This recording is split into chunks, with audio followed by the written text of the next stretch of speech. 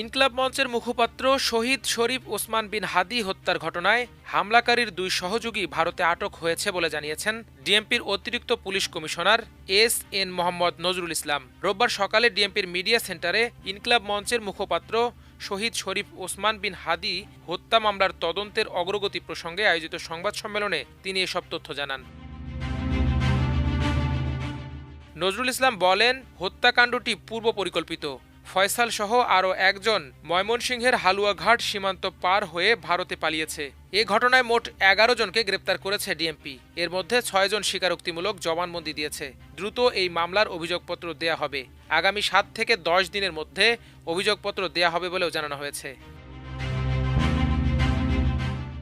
এর আগে শনিবার রাতে রাজধানীর শাহবাগ মোড়ে ইনকিলাব মঞ্চের অবস্থান কর্মসূচিতে উপস্থিত হয়ে ঢাকা মহানগর পুলিশ ডিএমপির কমিশনার শেখ মোহাম্মদ সাজ্জাদ আলী বলেছেন, শহীদ শরীফ ওসমান হাদির হত্যাকাণ্ড রহস্যজনক। এই হত্যাকাণ্ডের পেছনে একাধিক ব্যক্তি জড়িত থাকার প্রাথমিক প্রমাণ পাওয়া গেছে। আগামী ৭ জানুয়ারির মধ্যে এ মামলার চার্জশিট দেয়া হবে।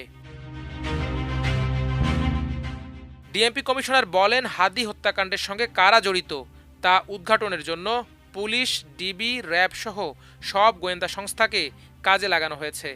তদন্তে আমরা সন্তোষজনক অগ্রগতি পেয়েছি, তবে তদন্তের স্বার্থে সব তথ্য এখন প্রকাশ করা সম্ভব নয়। এতে প্রতিপক্ষ সতর্ক হয়ে যেতে পারে।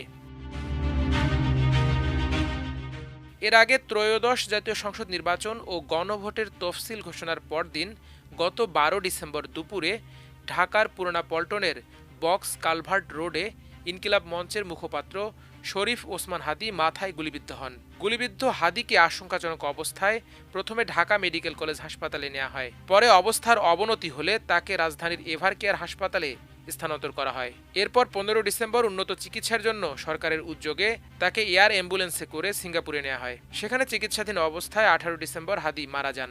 এরপর গত ১৯ ডিসেম্বর সন্ধ্যায় হাদির লাশ দেশে আনা হয় এবং এর পরদিন জাতীয় সংসদ ভবনের দক্ষিণ প্লাজায় ঐতিহাসিক জানাজার মাধ্যমে দেশবাসী তাকে চিরবিদায় জানায়। মাল্টিমিডিয়া ডেস্ক, আমার দেশ।